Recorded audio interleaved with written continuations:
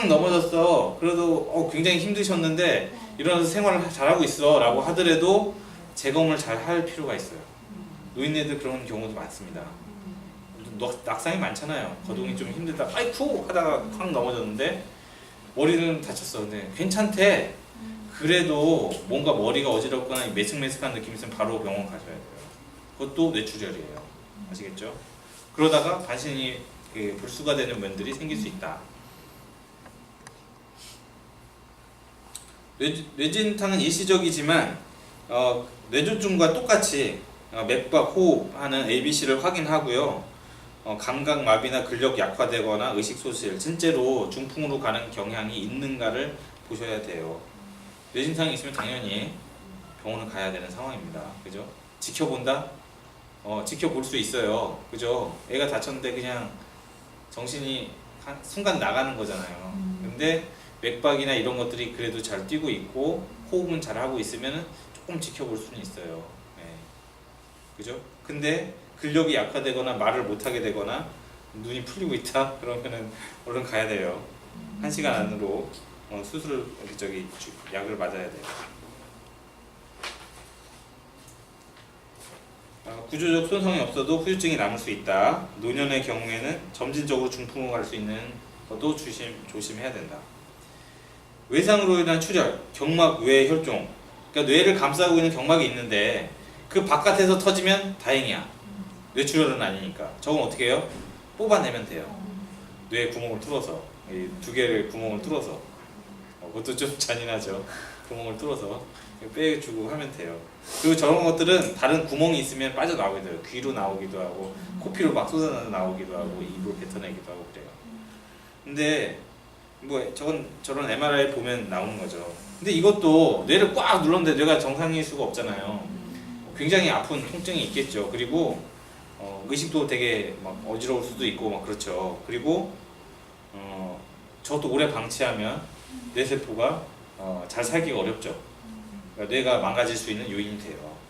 다행이지만 그래서 예후가 제일 깔끔하네. 근데 경막하 혈종 이건 뇌출혈이에요. 외상으로 인한 뇌출혈.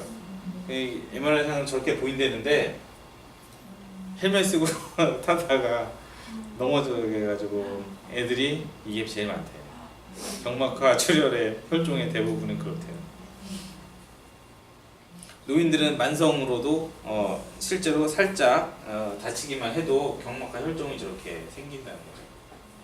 쾅 부딪히거나 이런 게 없어도 저렇게 생길 수 있다고요. 지주막하 출혈도 외상에 의해서 올 수 있는데 이거 잘 안 보여요. MRI 찍어봐야 알고 서서히 진행되고 처음에 안 보이다가 서서히 늘어나는 경우이기 때문에 이건 찍어봐야 되는 상황이 있을 수 있다. 그쵸? 그래서 애들한테는 사실 그게 큰 문제가 아닌데 노년이 되면 혈관계통의 문제들이 잘 생기고 잘 터져요.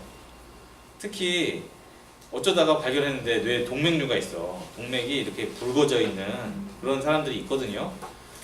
그거 나중에 잘못하다가 이런 식으로 지주막하 출혈로 잘 터지는 경우도 많이 있어요. 그러니까 조심스럽죠. 노인네들은 팡 부딪혔다 하면 혹시 확실히 MRI는 확실히 봐야 될 가능성이 커요. 그냥 단순한 뇌진탕의 소견만으로 가지고는 평가하기 어렵고 서서히 진행되는 경우들이 있기 때문에 조심스럽습니다. 그리고 평상시에 심혈관계통에 건강검진상에 문제가 있는 사람, 뭐가 껴있대더라든지 혈관이 잘 이렇게 잘 터질 것 같은 사람들 그런 사람들 조심해야 돼요. 네, 그렇습니다. 뇌출혈 뭐 어떻게 하겠습니까? 병원 가야지. 바로바로 가야지. 그죠?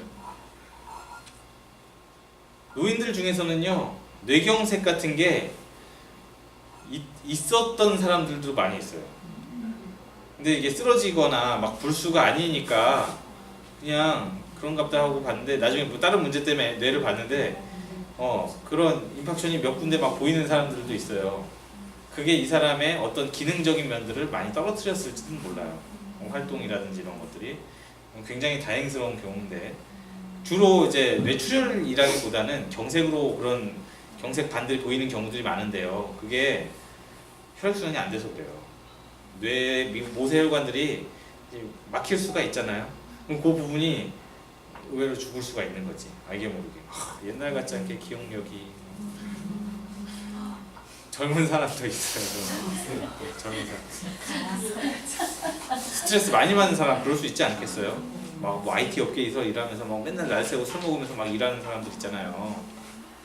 어느 순간 간다고 하는데 그 사이 그 전까지 모르잖아요. 근데 MRI 보면 저런 게 있었을지도 몰라. 무서운 일이죠. 그러다가 스트레스와 과로와 이런 게 겹쳤을 때 평상시에는 뭐 운동도 잘하고 이랬던 사람인데 어느 순간 여러분들 스트레스가 심각할 때는 정말 아무것도 못할 것 같지 않던가요? 그죠? 몸져 누워서 손 하나 까딱 못하겠어 이럴 때가 있잖아요. 그럴 때 정말 그런 상황에서 무리하게 계속 움직이고 있으면 혈관이 정말 쪼그라들지 않을까요? 말초혈액순환 전혀 안 돼요. 그러다가 뇌는 죽을 수도 있다. 그렇게 살면 안 되죠, 그죠? 우리가 즐겁게 살고 맨날 일정한 삶을 유지하고 살아야죠. 그렇게 살면 안 돼요. 맨날 이렇게 벼랑 끝 전술 이렇게 살면 안 됩니다. 아빠들 진짜. 골절의 경우, 골절도 급한 질환이죠. 골절을 하면 어떻게 해요? 병원 가야죠. 가서 맞추고 이렇게 출혈 지혈시키고 그래야죠. 근데 개방형이 있고 이제 폐쇄형이 있죠. 개방형은 뼈가 이게 뼈 살을 뚫고 나와서 보면 무섭잖아요. 그럼 바로 병원 가겠지만 금 간 것도 골절이긴 하잖아요. 그건 잘 안 보여요, 그죠? 네, 안에서 부러지거나 이게 잘 안 보이는데 어떨까요? 부러지면 만지면 아프죠, 그죠? 그리고 모양이 이게 틀어져요. 그리고 부으니까 많이 커지죠. 멍이 막 엄청 쌓이겠죠. 부종이 생기고 못 움직이겠죠. 어떤 동작을 하려면 제한이 되는데 인대가 다쳐도 그래요. 그죠? 차이가 있다면 어떻게 알죠? 인대는 주로 이런 뼈의 중간에서 다치진 않잖아요. 그죠? 근데 여기가 막 아프고 그러면 뼈에 금이 갔나? 긴 뼈의 중간이 그러면 아프다고. 근데 대체로 그런 거는 다 알죠. 쾅 부딪혔어요. 근데 내가 손목을 움직일 수가 없고 붓고 막 멍들었어. 이게 인대가 손상된 건지 뭐 알 수가 없어요. 구분이 안 가. 쉽게 얘기해서 전문가들도 구분을 잘 못해요. 그래서 엑스레이를 보죠. 근데 엑스레이를 보는 이유는 뭘까요? 엑스레이를 보나 안 보나 이게 문제가 있으면 고정을 해야 돼요. 못 움직이게 해야 되고, 그죠? 그래서 치료법이 거의 똑같아요. 다만 예후를 아는 거예요. 얼마나 이게 더 나을 것인지 오래 갈 것인지 정도를 아는 거죠. 아무래도 연부 조직 손상은 빨리 나을 수 있으니까 뼈의 손상은 붓는데 오래 걸리잖아요. 3주 이상 걸리잖아요, 기본적으로. 그러니까 그걸 알려고 보는 거죠. 치료도 비슷해요. 한방 치료도 비슷해요. 뼈가 부러졌다? 그렇다고 뭐 특별히 더 치료하진 않습니다. 치료법이 또 거의 같아요. 한의원에서는 적골환이라는 걸 팔아요. 적골환의 성분이 뭐냐면 자연동 성분이 들어가요. 자연동, 그 중금속이잖아요. 근데 이게 잘 수기를 해서 먹는 건데 그거를 먹으면은 그 뼈 부위에 그게 침착이 돼요. 그래서 나중에 엑스레이 찍어보면 거기에 금속이 보여요. 근데 그게 고정해주는 역할을 해주는 거죠. 예전부터 많이 써오던 그런 민간의 방식인데 자연동을 산골이라고 해서 그게 나오는 곳들이 몇 군데 없어요. 그걸 잘 이렇게 쓰기도 합니다. 뼈가 더 빨리 붙어요. 뼈 빨리 붙으려면 어떻게 해야 돼요? 홍화씨를 먹어야 되나요? 홍화를 달여먹고 그것도 도움이 됩니다. 근데 기본은 그거예요. 얘가 다쳤으면 혈액순환이 잘 돼야 돼. 피가 잘 흘러야만 회복이 되겠죠. 물론 거기에 이제 어혈이 많이 껴있다. 그럼 어떻게 빼주면 더 새로운 피가 잘 가니까 그런 조치는 할 수 있지만 결국 얘를 복구하는 데는 많은 에너지도 들고 혈액순환도 잘 돼야 돼요. 그죠? 보통 이게 뼈가 뭐 금이 가고 그러면 한 3주 정도 보면 붙습니다 이렇게 얘기하지만 젊은 애들은 그런데 엄마들 운동하는 엄마들 안 붙어요. 몇 년이 지났는데도 여전히 보면 금가 있는 사람도 있어요. 안 붙어. 왜? 붙을 힘이 없어서 그쪽으로 에너지도 안 가고 혈액순환도 안 가고 당연히 맨날 뭐 허리 아프다 다리가 또 퉁퉁 붓는다 맨날 뭐 저려온다 뭐 좀만 앉아있으면 뭐 피 안 통한다 이런 사람들 있잖아요. 그런 사람이 잘 안 나는 거예요. 당연히 그러지 않겠어요? 그쪽으로 피가 가야 되는데 평상시 여기 신경 반응도 좋지 않고 안 가. 그래서 어떻게 해요? 평상시 건강관리를 잘 하셔서 다쳐도 빨리 회복되는 몸이 돼야지. 아니 그렇죠. 저게 문제예요.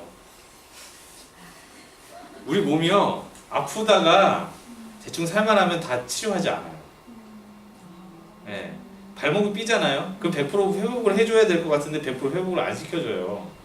그래서 그냥 걸어 다니는 건 괜찮아. 근데 산에를 좀 다녀왔어. 그러면 또 부어. 이런 경우도 많이 있으시죠. 손목 내가 한번 뼈 가지고 다쳤어. 인대가 다쳤는데 이거 뭐 그렇게 무거운 거 안 들면 괜찮은데 뭐 들 때마다 이제 명절을 지나고 났어. 그러면 이제 아픈 거야. 이런 경우 뭐예요? 이게 다 낫지 않은 상태로 내버려 둔 거예요. 몸이. 그럼 어떻게 해야 돼요? 여기를 또 아프게 자극을 해줘야 돼요. 한방치료는 여기 침을 막 일반 침보다 좀 더 세게 해.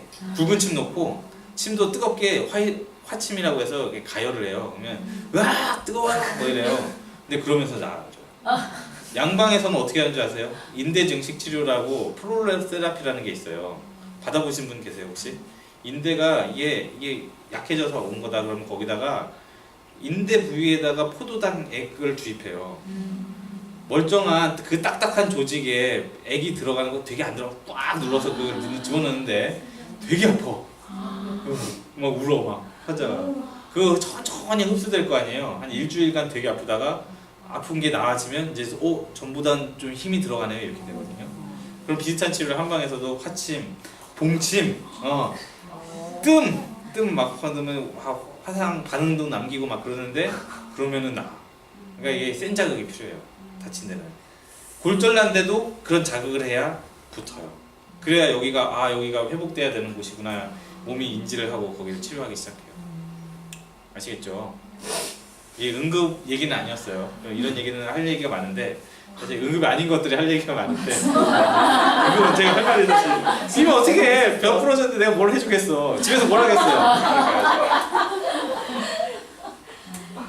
골절에 대해서 궁금한 거 있으세요? 골절은 뭐 이런 과정이 있는데 결국은 먼저 부러지고 나면 저 나쁜 어혈들이 흡수되고 새로운 혈관들이 막 생기기 시작하면서가 시작이에요. 그러니까 혈액순환이 잘 돼야 돼. 뼈가 부러졌다. 그러면 담배를 피우시면 안 돼. 담배는 혈액순환을 안 좋게 하는 아주 주범으로서 퇴행성 질환의 원인이 되기도 합니다. 그렇다고 먹지 않도록. 술은 좋을까요? 네.